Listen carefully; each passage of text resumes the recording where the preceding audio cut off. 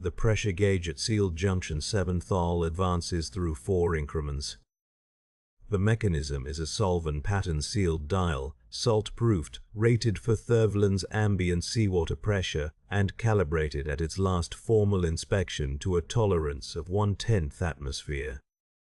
Its needle is black on a pale grey face. It has sat at its previous reading for 22 days without deviation. It moves now, a click, a small ratcheted advance, the needle settling at the first increment above its previous position, and then moves again, and once more. 4 increments. It holds the 4th position. There is no 5th advance. The upstream valve is closed. The valve indicator at the junction's shoulder reads 0, which is the position corresponding to fully sealed. The feed line running south through the bulkhead toward the munitions processing floor carries no active load. Its flow indicator, a float chamber mechanism of older manufacture mounted at the junction's base, shows its float at rest.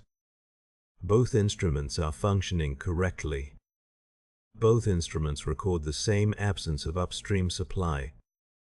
Neither instrument accounts for the change in the dial. No automated alert is being triggered. The servitor monitoring circuit linked to junction 7 thal has a pressure threshold set at 1 full atmosphere above baseline. The gauge now reads 3/4 of an atmosphere above baseline. The circuit has not registered a deviation requiring alert. This is consistent with the threshold setting. No alert has been filed. The incense burner at the junction mouth has gone cold. It is a small iron cup on a bracket welded to the corridor wall at the height of a standing figure's chest, machine worship observance.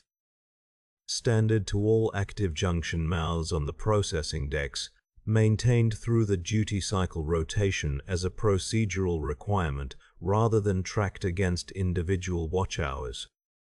The incense in the cup is cold. The smoke it produced is lying flat against the deck grating immediately below the burner, as if the air in the corridor has not moved since the incense ceased to burn. The corridor's ventilation register, mounted 12 handspans above the junction mouth, is open.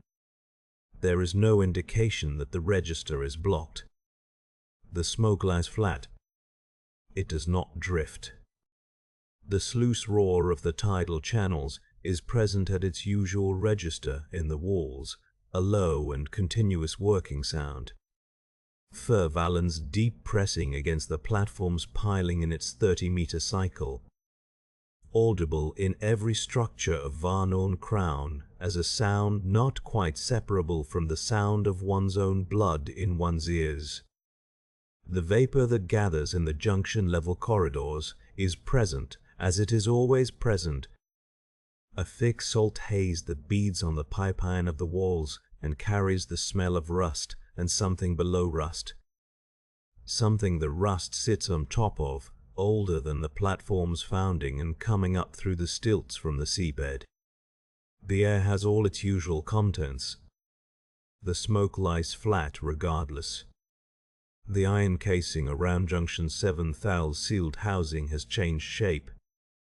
This is observable in the seam line running along the casing's outer face, a line that at the previous inspection ran straight from upper coupling to lower coupling, flush with the bulkhead surface on either side. The seam line now describes an arc. The arc is slight and even, a slow outward bow beginning at the casing's midpoint and diminishing symmetrically toward either coupling, as if the iron has expanded under internal pressure and held its expanded position. The arc is consistent along its entire length. There is no cracking at the seam.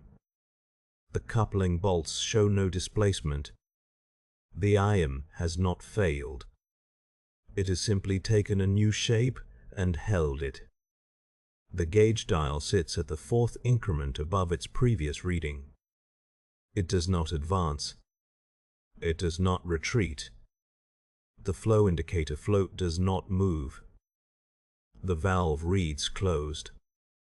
In the upper monitoring stations of Varnuln Cro, 17 meters above this corridor, above the fog line, above the permanent salt haze that fills the junction levels and processing decks, the platform's cogitator bank receives this reading alongside the readings of every other active gauge in the refinery's sealed system. The cogitator bank processes the reading. It notes the deviation from the junction's recorded baseline. It classifies the deviation as within acceptable drift parameters. It does not escalate. The record for junction 7 thal shows the new reading. The record shows nothing upstream of that reading. It shows no discrepancy in the closed valve indicator, no flow in the inactive feed line, no alert filed. The record is complete. The incense cup is cold. The smoke is flat. The iron holds its bow. Above, through 17 meters of salt-eaten iron and fog, and the slow oscillation of the tidal sluice, the upper monitoring deck hums with the low sound of receivers in static. The monitoring deck is iron-gridded, upper level, above the point where the platform's permanent fog begins. Aurane Dust takes her station at the 4th bell without ceremony, and runs her standard system check in the order she has always run it. Outer hull integrity feed, pressure manifold summary, junction level cross-traffic archive, Voxband scan. Her augmetic ear receives static across all monitored frequencies, which is the expected condition. Her biological ear receives the tidal sluice moan from the outer hull, a low, continuous sound she has been told varies with the depth of the draw. Though she has not observed this variation across her 11 cycles, and does not record variation where she has not observed it.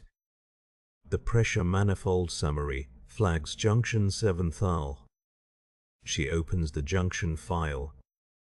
The upstream valve reads closed. The feed line reads inactive. The gauge increment is 4 steps above its previous reading, and the previous reading had itself been 1 step above the baseline established at the close of the last maintenance window. She looks at this for a moment. She records junction 7 thal pressure reading elevated, 4 increment above prior log, upstream valve closed, no feed line activity. Drift within acceptable range. No servitor alert on record. Notation appended for completeness. The word completeness is one she uses often. It does not indicate concern. It indicates that the record will be full. She continues with the Voxband scan.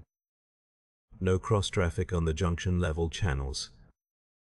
The mid-range bands carry the usual feed from the processing floors, shift confirm codes, form and acknowledgements, the dry mechanical cadence of servitor locator pings. She listens through these with her augmetic ear, which processes them as overlapping signal without fatigue.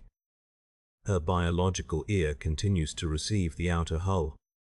The two sounds, static and sluice, are not uncomfortable together. She has found them, over 11 cycles, to be reliable. The algae smell rises through the ventilation grating to her left. She is aware of it. She does not add it to the notation.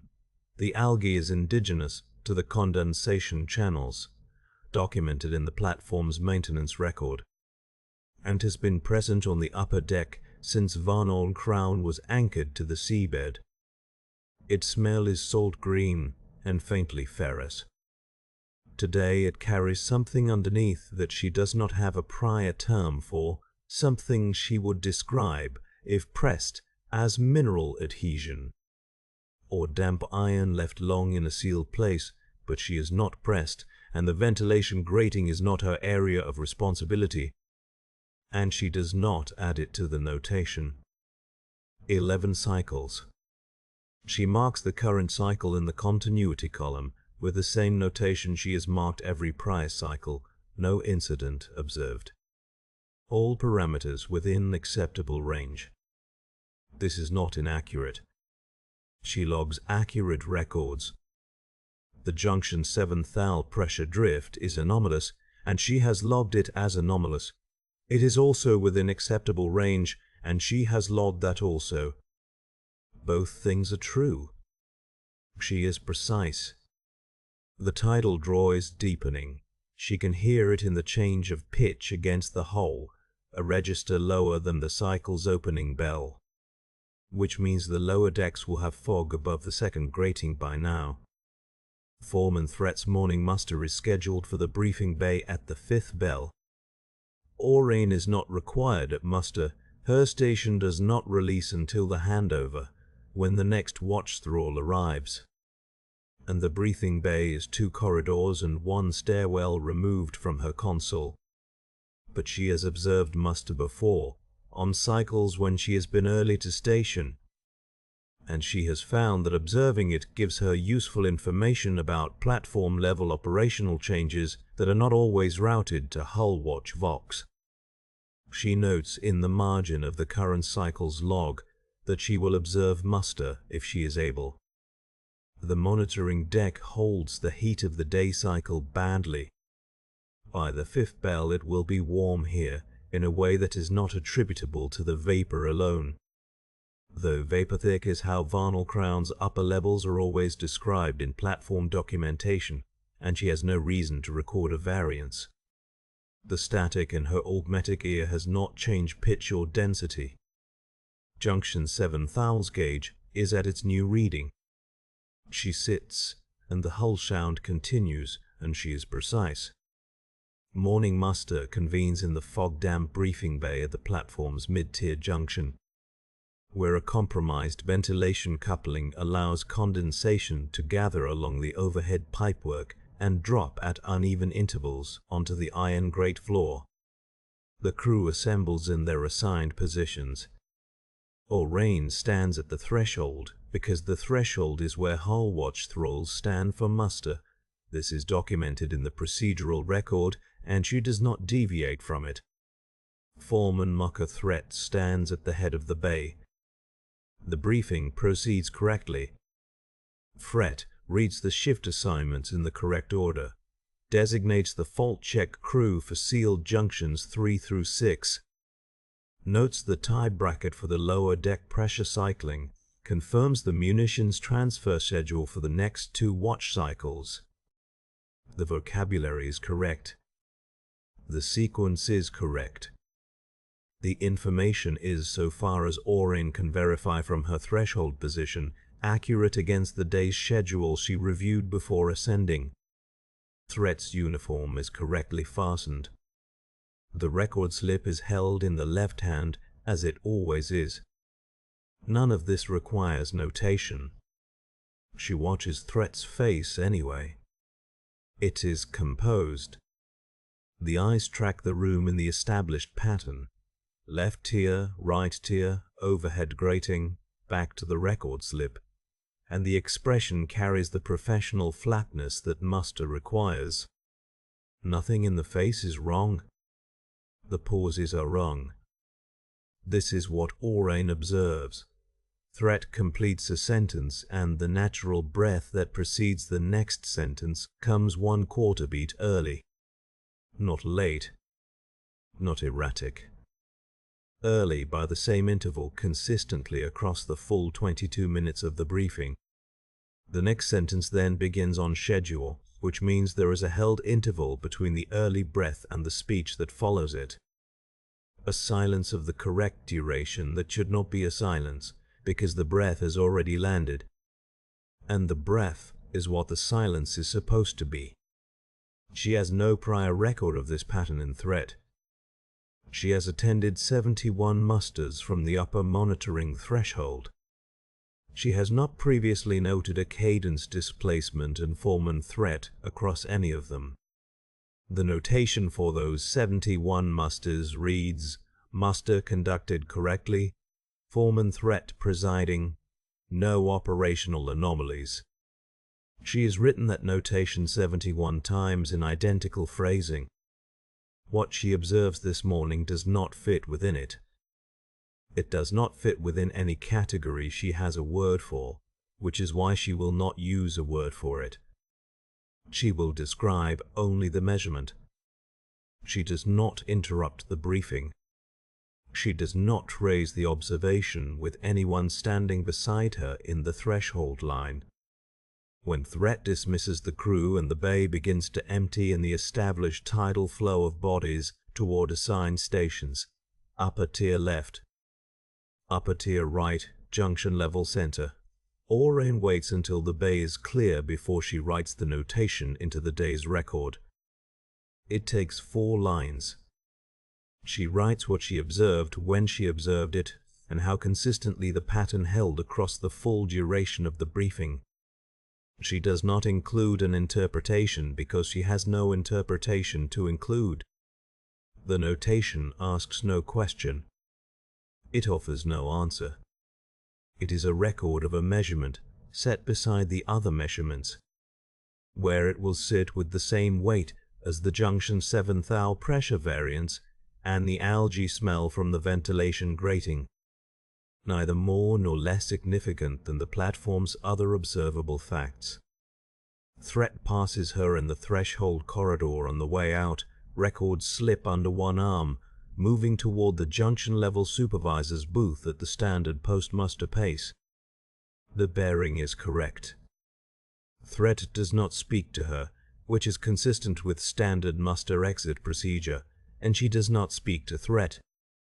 She watches the foreman's back until the fog vapor closes around the figure at the corridor's elbow, and there is only the corridor again. The condensation on the overhead pipework, the low percussive knock of tidal pressure cycling through the platform's seabed stilt anchorage, the smell of rust and something older that she cannot source to a specific fitting or drain. She has noted that smell before. It is not new. She ascends to the monitoring deck. The cogitator bank is as she left it. The receiver console status light holds amber steady. The Vox Archive queue shows overnight accumulation across 12 active channels and 1 flagged for intermittent signal decay. A dead channel technically, one she has previously logged as carrying no recoverable traffic. She sits. She enters the morning's second notation. Observer returned to station, monitoring resumed, upper tier nominal, and opens the overnight archive to filter it against junction 7 Thal's cross-traffic index, which is the task the day requires. The dead channel is in the queue. She does not initially intend to open it. The Vox archive does not sort by relevance. It sorts by time of receipt, then by duration, then by registered cipher origin if the technician has configured it, which Aurane has. She returns to the upper monitoring deck at the end of the morning muster and sits at her receiver console and begins the filter pass she runs each cycle. Junction 7 thou cross-traffic, all received frequencies, the preceding full watch period. The automatic receiver at her left ear runs warm against its housing. She has learned to interpret warmth without remarking on it. The archive contains 14 entries for the target junction ban. 12 resolved to standard pressure relay packets from the platform cogitator system, time to the increment, identical in structure to the packets of the 3 preceding cycles. 1 resolves to a burst static collision fragment of 0.4 seconds duration, which she logs and marks for the maintenance queue. The 14th entry resolves to a Vox transmission of 12 minutes and 42 seconds, originating on a cipher she does not immediately associate with a current assignment. She runs the cipher through the duty log. The registration returns, Varnuln Cro, Hull Watch Vox Thrall, 2nd grade, transferred to lower deck monitoring, date of transfer 22 days prior to the current watch hour. The transmission is dated 19 days prior to the current watch hour. Aurane notes this. She adds the date of transfer and the date of transmission to the same notation field, side by side, without comment. She has had no contact with Varnuln Cro since the transfer was logged. She notes this also. The transmission does not begin at its beginning. The archive presents it with a clean entry point at the 3-minute and 11-second mark, as though the portion preceding that mark was removed rather than absent. The silence before the available start is of a particular type, a formatted gap rather than corruption.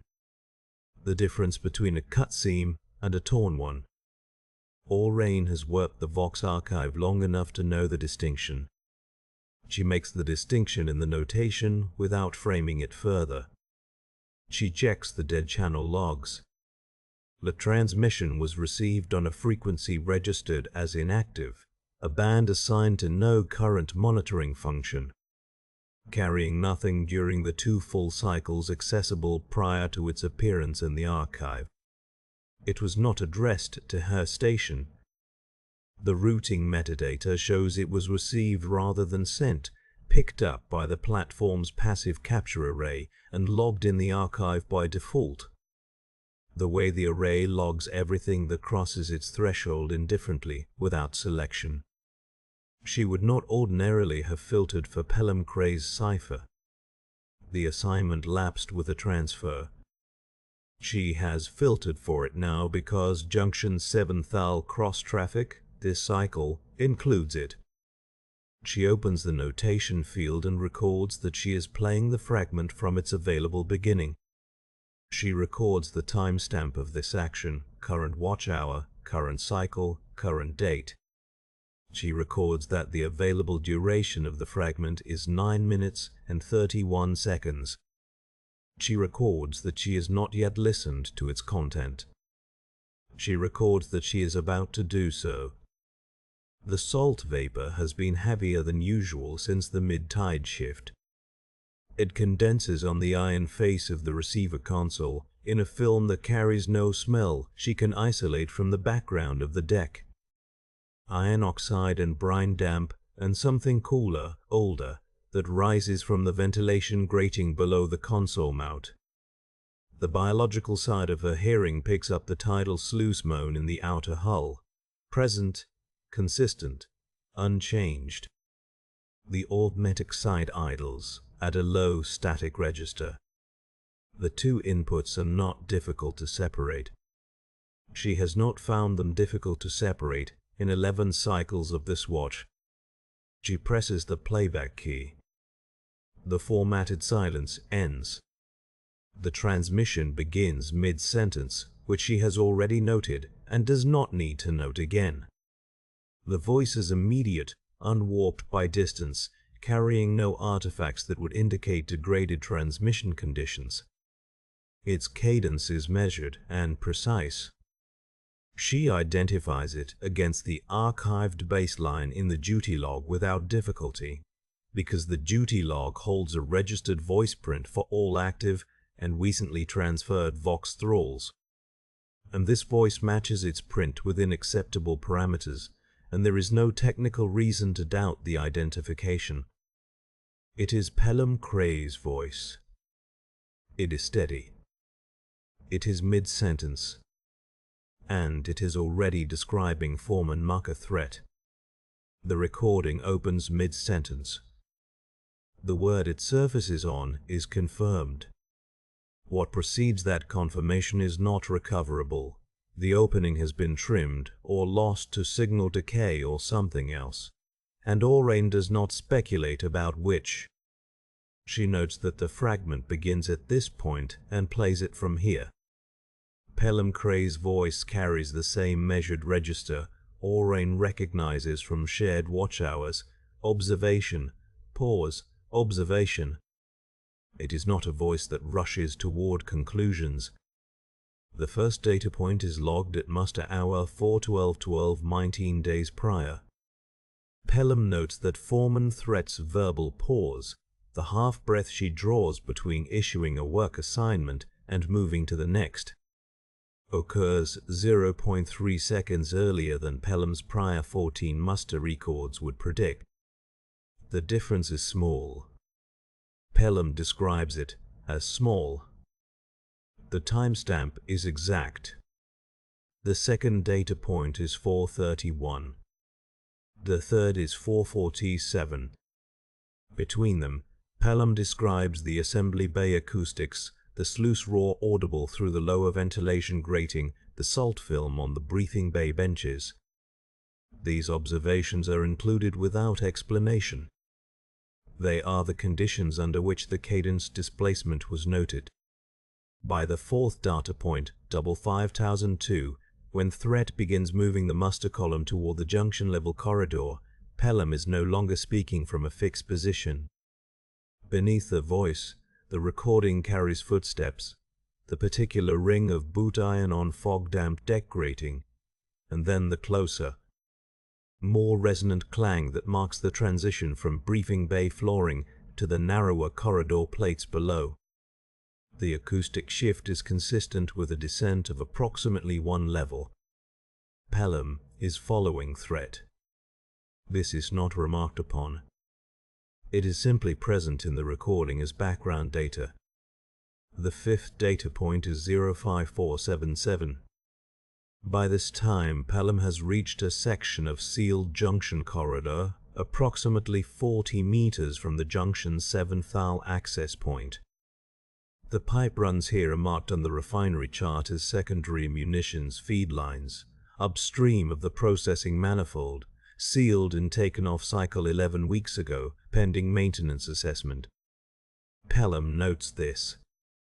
Pelham notes also that the pipe iron at this section carries a bow in the seam line, a slow outward curve in the casing. Running consistent along approximately 2.5 meters of run, the same degree of arc throughout its length. Pelham measures it against the inspection gauge markings on the wall chart at the corridor entrance. The measurement is recorded. It is not otherwise commented upon. What Pelham then describes is threat stopping, not pausing, as at muster. Stopping, the full cessation of forward movement. Threat turns toward the bowed section of pipe and steps close enough that the condensation on the iron would reach her skin if she extended a hand. Then she extends a hand. Pelham's voice describes this without any alteration in pacing. Threat places the flat of her palm against the iron seam at the apex of the bow, where the outward curve is greatest. The condensation there is heavier than at the surrounding pipe iron. It carries the smell of rust, Pelham notes, and of something older than rust, which Pelham does not attempt to name. Threat's palm does not move. The sixth data point is 0609. This timestamp does not mark a cadence displacement.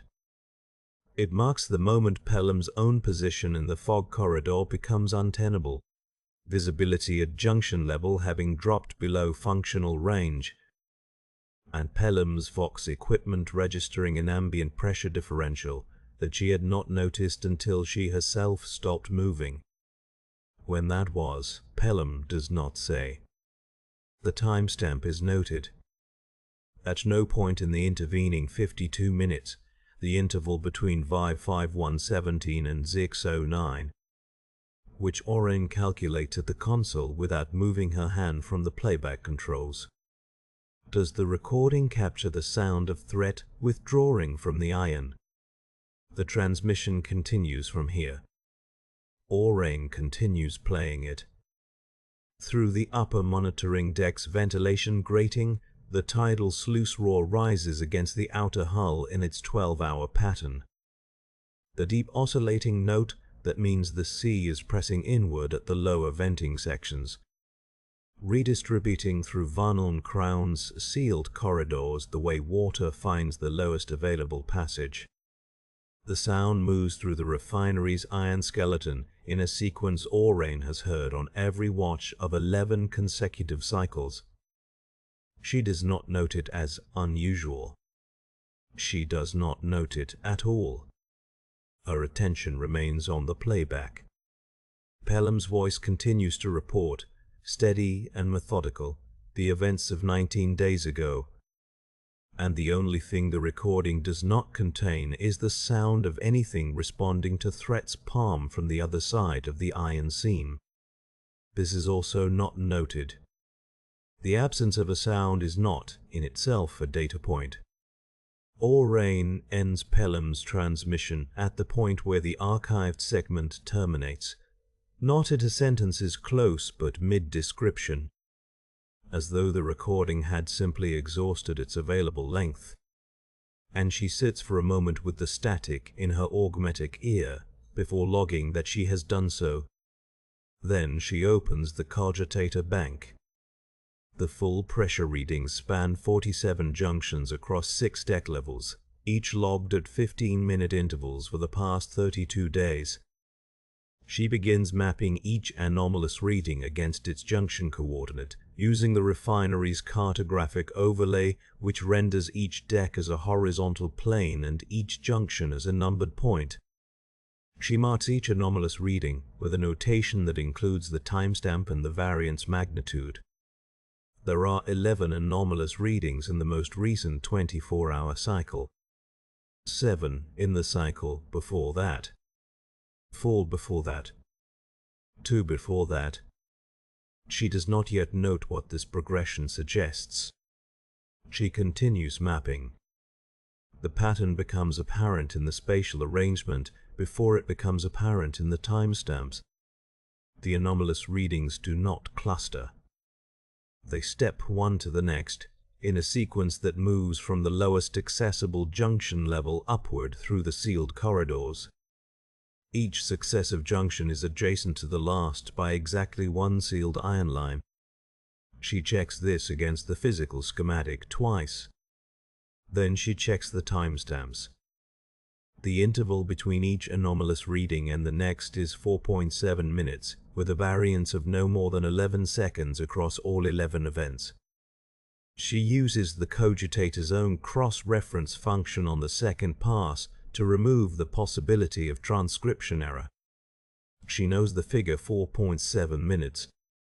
It is the transit time for a pressure wave and sealed iron at Thurvalin's ambient seawater temperature, a value listed in the refinery's environmental baseline documentation, relevant to pressure relief calibration during high tide events. She had encountered it once during her orientation cycle. She adds a notation, interval between successive anomalous pressure events consistent with pressure wave transit in sealed iron at ambient. She does not add what this means for the question of whether the pressure has a source. A pressure wave in a sealed system with no active feed line does not sustain itself through 11 junctions across 6 decks over 24 cycles. She adds a second notation, propagation pattern does not correspond to any standard fault mode documented in the technical archive. She flags the entry for review.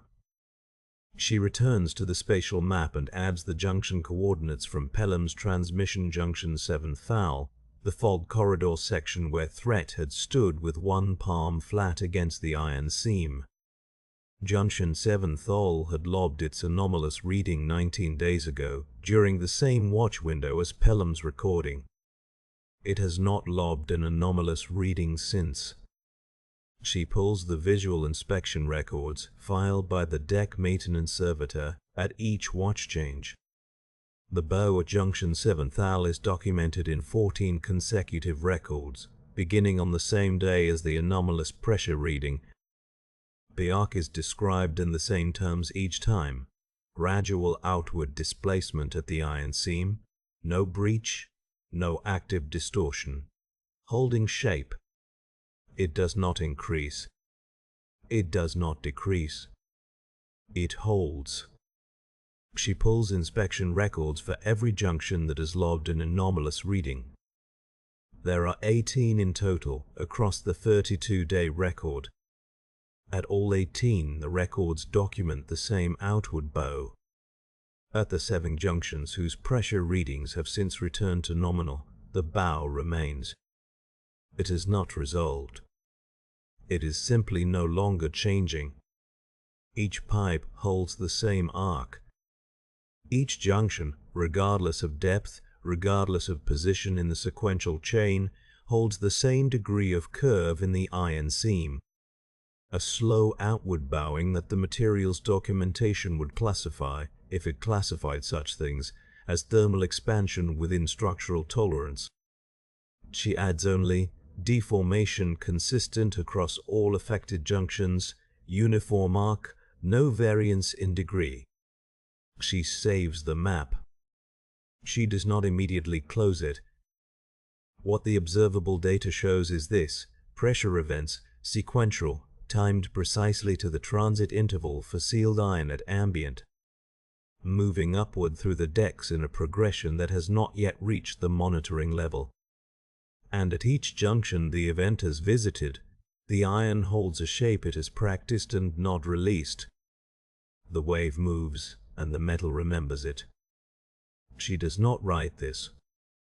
What she writes is, passion suggests coordinated propagation through sealed system. Source not identified. Upward progression, ongoing. She opens her Vox log to append a final notation to the watch record, because that is the next procedural step, and she is precise about procedural steps. The log opens to the current cycle's entries, and the previous cycle's entries are visible above. And she finds that she is reading them with an attention she had not intended to direct there, not looking for anything she can name. Only reading. The way the eye moves over a surface when something in the peripheral field has shifted and the mind has not yet formed the question. She finishes the pressure map at the start of the third watch hour and holds the notation stylus over the completed coordinate grid without writing anything further. The findings are complete. She files them. The VOPS log from the previous cycle is stored in the console's archive buffer, accessible by cipher key and watch hour timestamp. She retrieves it in the order it was made, beginning at the first watch hour, which she confirms is nominal, and proceeding through to the close of the sixth, which she also confirms. The second watch hour begins with her standard opening notation, identifier, timestamp, environmental readings within normal range, no traffic on monitored channels worth indexing. And she listens to herself making it, the cadence of it sitting where she expects it to sit, the pauses falling at intervals she recognizes. She advances to the third hour. The third hour's log opens in her voice. The tone is correct. The information is correct. She identifies her own cipher pattern in the transmission without difficulty, the compression artifacts of the recording equipment consistent with her unit at this station. The notation covers hull vibration index, 3 channel sweeps conducted at standard intervals, a cross-reference to the junction 7 Thal pressure anomaly already filed in the cogitator bank. She had done these things. She remembers doing them, or she remembers the cycle in which they would have been done, which is not a distinction she has had reason to examine before. The pause at the end of the third entry's second sentence falls a quarter breath early. She plays that section again. The pause falls a quarter breath early. She advances 2 sentences. Another pause, the same displacement, the same degree of early arrival, as though the voice has committed to something and released it before the expected completion. She holds the playback at that point and does not advance it. The documentation she has assembled across the past 2 watch hours is open in the notation buffer. Threats cadence displacement. The 6 time-stamped data points from Pelham Cray's account, the pressure pulse intervals measured junction to junction against Thurveland's ambient seawater conduction rate. The displacement she is hearing in her own log entry is not approximately similar to what she has documented in those materials. It is identical to it. The quarter breath interval is the same integer. The pattern of its recurrence within the entry, not every pause, not random, but those pauses that follow a declarative clause, is the same pattern. She plays the entry for the 4th watch hour. The displacement is present. It is consistent throughout. She locates 11 instances across the 2 entries, distributed at intervals she does not immediately recognize as significant, and then on a second pass does. They correspond to the same positions within their respective clauses that Pelham's timestamped data points had recorded in threat. She does not write this down yet. What she is unable to establish is any felt absence in her memory of making those entries. She has memory of the 2nd through 4th watch hours. The memory does not differ in texture from her memory of the 1st or 5th, which the log confirms in cadence she can claim as her own. She had been at her station. She had been precise. She had completed each notation at the interval her training requires, and had not noted any deviation from her standard procedure. Because she had not experienced any deviation from her standard procedure, which she is certain of, without being able to identify what that certainty is grounded in. The salt vapor moving through the monitoring deck grating has thickened in the past hour. She can feel the wet of it on the biological side of her face, where the augmetic fitting meets her cheekbone. The iron of the console housing is faintly resistant to the touch, as though the metal has taken on something from the air. She notices these things and does not record them. She opens the notation and sits with it open. After a duration she does not time, she writes, box log review, previous cycle, complete. 2nd and 4th watch hour entries confirmed correct, cipher verified, information within normal operational parameters. Cadence of pause intervals in hours 2 through 4 presents displacement consistent with pattern documented in attached reference materials. This finding is noted. She reads back what she has written. It is accurate. She considers whether there is anything further to add, and determines that there is not, because there is nothing she can observe that is not already contained in what she has written. The entry does not require her to record what she cannot differentiate. She closes the notation and advances Pelham Cro's recovered transmission to the point at which she had paused it. Pelham's voice resumes without alteration in the same steady register it has held throughout the record. She notes that Pelham's voice at this juncture is indistinguishable in tone from Pelham's voice at the opening. Whatever the transmission contains has not changed the register of the voice that contains it. She takes this as a point of reference and continues to listen. She adds the finding to the notation in the same hand as all the other findings. The finding sits beside the others without distinction. Then she returns to Pelham's transmission from the point where she paused it. Pelham's voice resumes mid-observation, the same measured cadence it has held throughout. Ore notes that she is listening for the pauses now, the quarter-breath displacement, and that she cannot determine from the recording alone whether the pauses she hears belong to the person Pelham was 19 days ago or to a different arrangement of the same voice. She has documented the pattern in threat, confirmed it in her own logs, and now she listens for it in a recording that predates her own awareness of it. The recording does not carry enough information to separate these possibilities from one another. She notes this as a limitation of the available data and continues listening.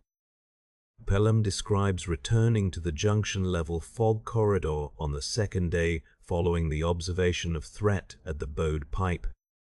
The corridor, Pelham says, is now carrying a secondary signal on its lower Vox relay, a channel that had lobbed as empty during Pelham's first transit, and that Pelham had noted as a likely relay fault. On the second transit, the fault rotation does not hold. The channel is still active and carrying no intelligible signal. only the kind of thermal static that develops in enclosed iron when condensation builds against a heated surface.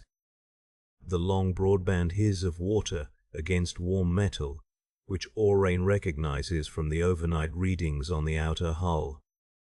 Pelham records the channel's identifier, Delta Sub 9. The lowest monitoring band registered to Varnuln Cro, used historically for emergency feedline alerts from the subtidal junctions. There is no active alert on that channel. The duty roster has no scheduled use for it. Pelham listens. The static holds for 6 watch minutes and then resolves, gradually, into a voice. Pelham identifies the voice as Carter Warden Sis Vaughan by cipher signature and by tonal match against the duty roster's reference archive. Aurane confirms this in her own notation without difficulty. The cipher signature Pelham names is on file. Sis Vaughan, Carter Warden, assigned munitions feedline inspection, last log descending to subjunction corridor D9 thou 4 watch hours before the date on Pelham's transmission. The duty roster carries no return entry for that descent. Aurane has not, until now, observed this gap in the roster. She adds a notation to this effect, which sits beside the other notations, equally weighted. Pelham's account of the discovery is brief and does not editorialize. Pelham says the channel Delta Sub 9 was registered as inactive following Carter Warden Vaughan's assignment to subtidal inspection. Pelham says the transmission recovered from that channel carries a complete cipher handshake, the appropriate security layer, and no corruption flag. Pelham says it has been extracted in full and appended within this record following the close of the present account for completeness. Pelham says it is intact. Aurane writes down the word intact in the notation and then sits looking at it for some time. On the upper monitoring deck, the ventilation draws its low continuous current. The salt vapor is thicker than her opening notation records, or her opening notation was imprecise. She cannot separate these explanations and does not try. The seam line of the access trunk beside her console carries a slow arc now. The iron bowed outward along the upper seam in the shape she has documented at every anomalous junction in the refinery. She does not recall noting this arc before.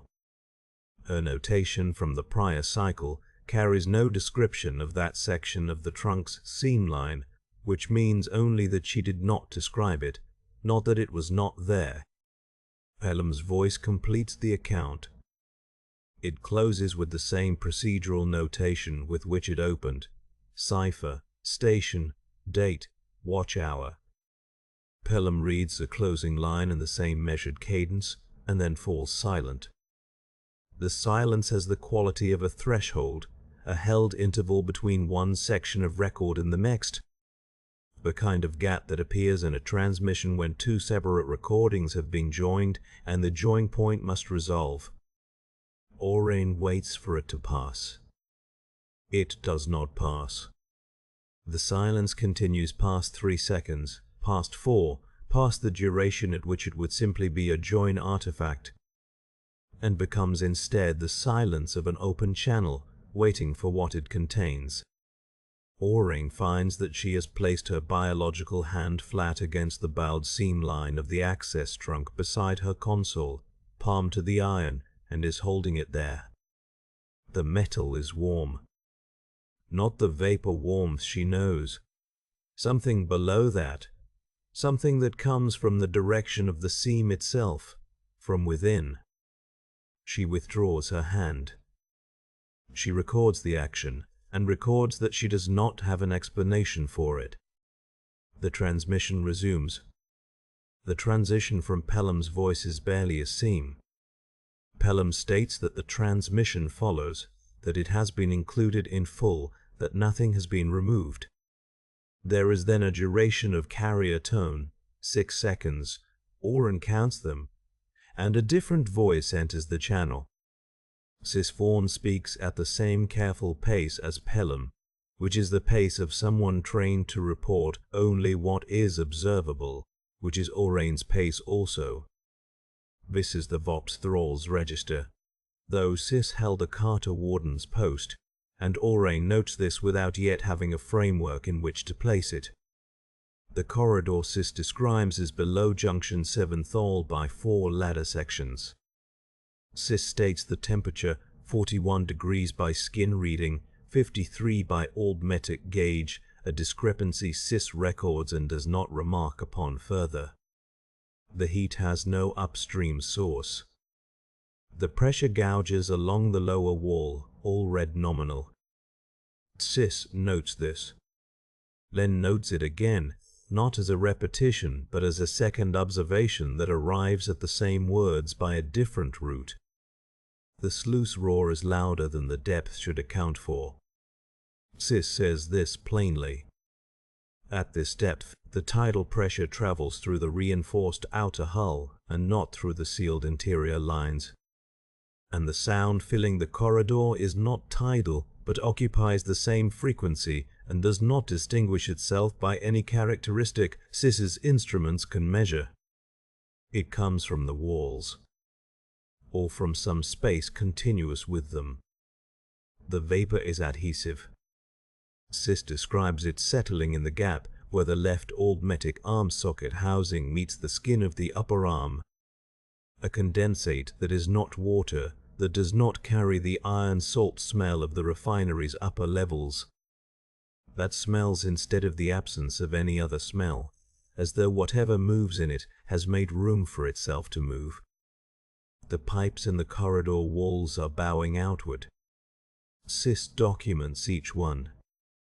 The first noted at the third junction coupling from the foot of the ladder, the seam line arcing outward in a long, unbroken curve.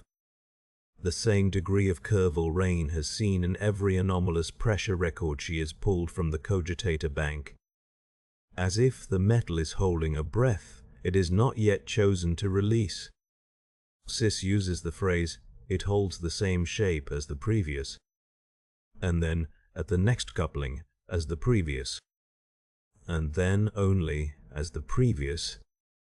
The phrase contracts across 7 instances. Sis does not appear to notice. Then Sis stops. The recording does not stop.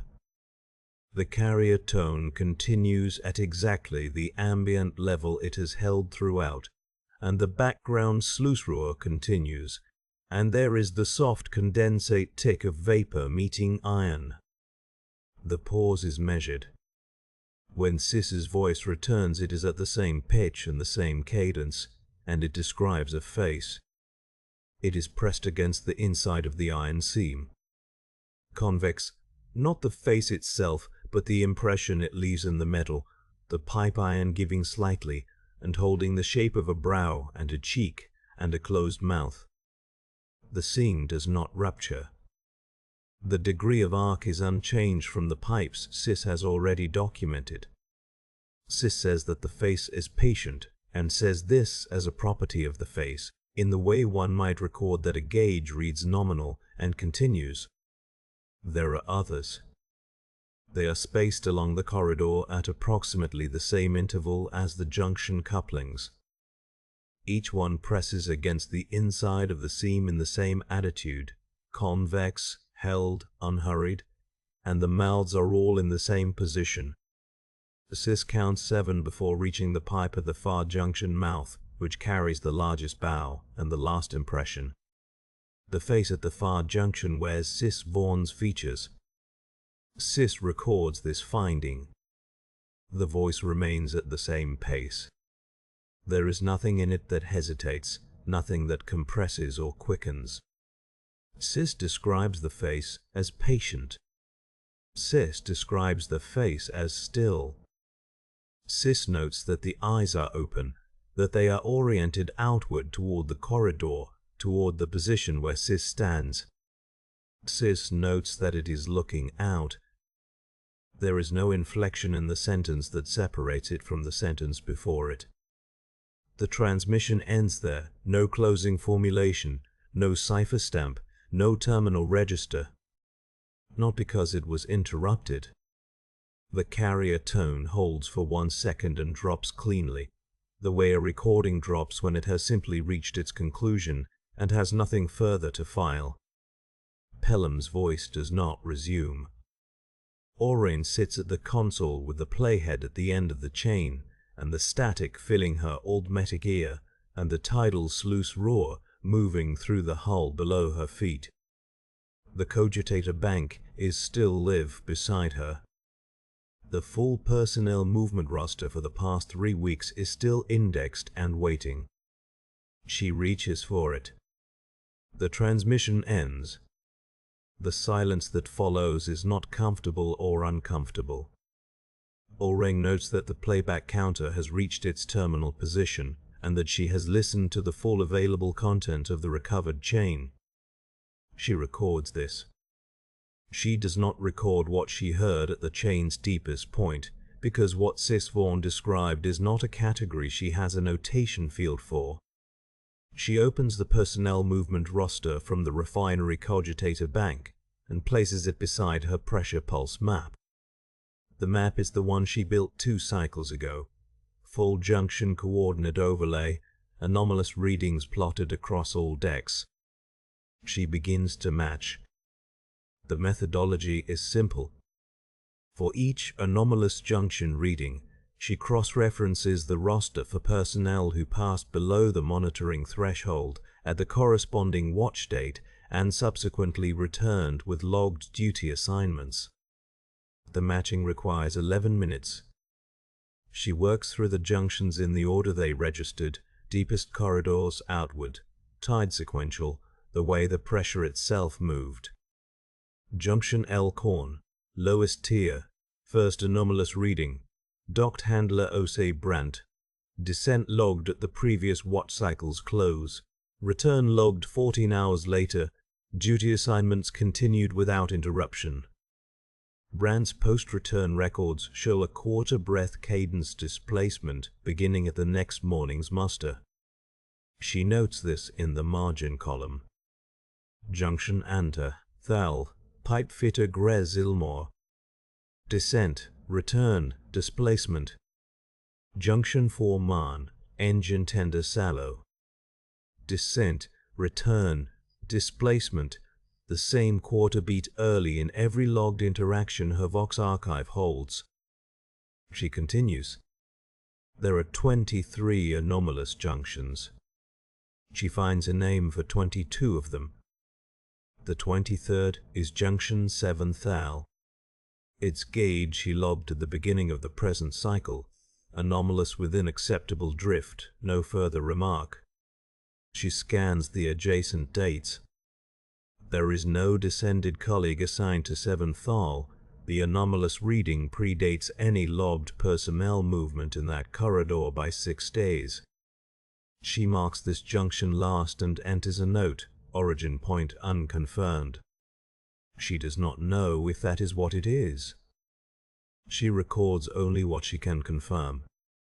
What she can confirm is the sequence. The pressure moved from the deepest corridors outward in a pattern that was neither random nor entropic. It moved the way water moves through interconnected chambers when outer pressure exceeds inner, filling the lowest space first, then the next.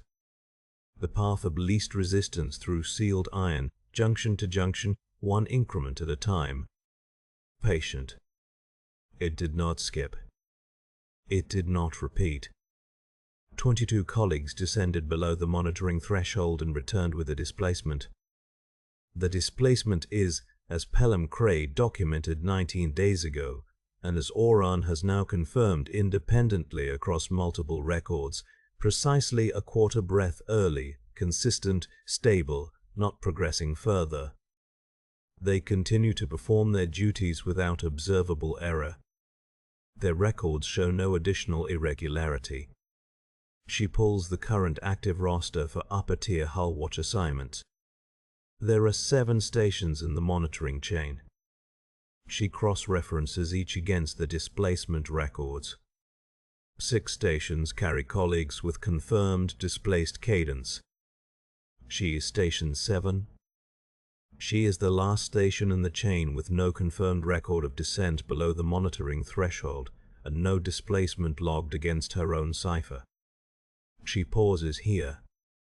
The pause is not long. There is nothing else in the monitoring bay she needs to observe in this moment, and looking away would not change what the data shows, so she does not look away. She records the finding, pressure pulse sequence cross-referenced against personnel movement roster. 22 of 23 junctions match to colleagues carrying confirmed displacement. 1 origin junction unconfirmed. Monitoring chain. 6 of 7 stations confirmed displaced. Station 7, this station, no confirmed record of either. She opens the filing interface. The transmission field holds its address cipher blank, cursor steady. She closes it. She does not examine this. She records that the finding is logged to the internal archive and that no upward transmission has been initiated at this time. She records that all current duty obligations remain in progress. The notation is complete and correct. The archive accepts it without response. The filing interface remains closed. The internal archive holds the record whole. No alert is being generated. The cogitator banks hum is even. The salt vapor moves through the monitoring bay in slow eddies, gathering at the grating seams, and below her in the pressure venting corridor the tidal sluice pulses once, low, steady, patient as iron, holding a shape. She reaches for her duty slate. She marks the round in progress. Junction 7 thal is next. She closes the notation at her station on the upper monitoring deck and does not add to it further. She removes the receiver lead from her automatic ear with the standard 2/4 turn and sets it in its cradle. The Vox archive continues its low static without her. The descent takes 11 minutes by the spiral access stair, which she logs. The heat begins at the 7th sub-level grating, a dry, sourceless warmth that carries no engine smell, no combustion. Only the faint adhesive undertone that Sis Vaughan documented in the lowest corridors and that Pelham Cray noted gathering at the junction between automatic housing and skin. Orain notes this. She does not increase her pace. The pressure venting corridors at this depth are narrower than the upper access runs, and the pipe iron that lines both walls runs close enough that she can see the condensation beaded on each seam line as she passes. She notes that the condensation is present at its expected density. She notes that the sluice roar, audible through the hull plates, is consistent with the current tidal period. She notes that her own breathing is even. Junction 7 thal is at the end of a sealed corridor that does not branch. The gauge mounted above the junction access panel reads nominal. Orain observes this. She observes it again, with the same eyes, from the same distance, and the reading does not change. The dial sits at the lowest resting position she has seen it occupy across the full 11 cycles of her assignment. It has never read this low. She steps closer and examines the seam line where the bow had been. The slow arc, always the same degree of curve, the pipe holding its breath. The iron is flush with the bulkhead. The seam line is straight. There is no deviation she can measure with the inspection gauge she carries, and there is no deviation she can find by running her left hand along the pipe's length, which she does from one end of the junction section to the other. The metal is cool. The condensation does not gather at any point in particular. She records all feed lines nominal. She records the junction iron flush and undamaged. She does not record the absence of the bow as anomalous because the notation field for this junction has never contained a confirmed anomaly. Only an acceptable drift annotation, her own, from the cycle prior. The Vox receiver is mounted at the junction mouth, salt-proofed housing, identical to the unit on the upper monitoring deck. It is active. She does not remember activating it, and she does not remember anyone authorizing activation from above, and she notes this in the running log without elaborating further. What comes from it is her voice. Calm. Precise. The unhurried filing cadence of a Vox thrall who has completed her watch round without incident. It reports that Hull Watch Vox thrall Orang Dast has descended to Junction 7 Thal and lobbed all systems as nominal. It reports that all sealed line pressures fall within acceptable range. It reports that the incense burner at the junction mouth has been observed cold, its smoke lying flat against the deck grating, and that this has been logged as consistent with vapor-dampened ambient conditions. She stands in the heat and listens. The voice does not hurry. It does not pause at the wrong place. The pauses fall where she would place them, in the register she has used for 11 cycles without variation, in the phrasing she chose when she was first assigned to this station and has not altered since. She searches for the displacement, the quarter breath, the small early fall of silence she found in threat. The Pelham found in threat 19 days before she did, that she then found in her own log entries and sat with for a long, still interval before recording. She listens for it the way she listened in the fog-damp briefing bay. She applies the same attention with which she reads gauges and maps pressure intervals and traces the path the tide takes when it fills chambers one at a time, junction by junction, missing nothing. The voice gives her nothing to find. She has no memory of descending to this junction that is separable from her memory of standing here now, listening. Her log shows the 11 minutes she noted on the spiral stair. Her log shows the notation she did not file upward. These are the records she has, and they are complete. The receiver continues.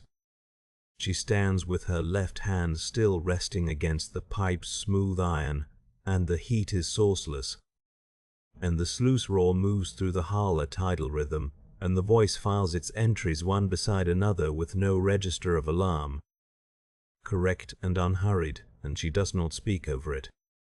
There is no difference she is able to name. She stands at the junction mouth for a measured interval. The Vox receiver at the warplate has gone quiet. The voice it carried, her cadence, her cipher, her precise notation of rounds completed and systems nominal, has filed its account and settled into static, which hisses low and even against the pipe iron of the junction wall. The gauge reads nominal. It has not moved. She notes this. She notes the temperature of the hot vapor against her augmetic housing, the way it gathers at the seam where metal meets skin, the faint adhesion which she observes without further comment. She notes that the iron where the bow had been is smooth and flush with the bulkhead. She runs a palm along the seam line and finds it continuous and unremarkable, the metal cool and still beneath her hand. She is Hull Watch Vox thrall Orang Dast. This is on record. She lifts her transmitter and begins the postscript. The transmission is appended to the recovered chain in the standard format. Outer layer, second layer, third layer, now this.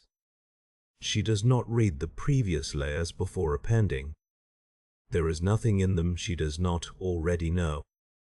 She records the watch hour and the date and notes that all pressure parameters across refinery platform Varnuln Cro are reading within acceptable range.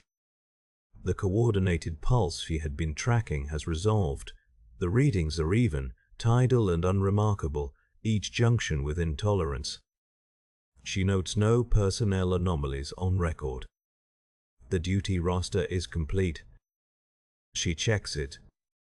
It is complete and correct. She records that the refinery operation is nominal. The iron of the corridor wall rests against itself, seam flush, neither bowed nor bowing, holding no particular shape. The condensation on the pipe housing smells of salt and rust and nothing older. She breathes it in once, evenly, and does not remark upon it. She records that no further notation is required. The notation is brief. It is accurate. Each claim it makes is verifiable against the current instrument readings and against the duty roster and against the pressure logs now filed in the cogitator bank, which show a refinery functioning within parameters, no anomalous readings, no coordinated pulse. No record of a pressure wave moving junction to junction through sealed iron at the precise interval that cold Thurverland seawater sets for sound.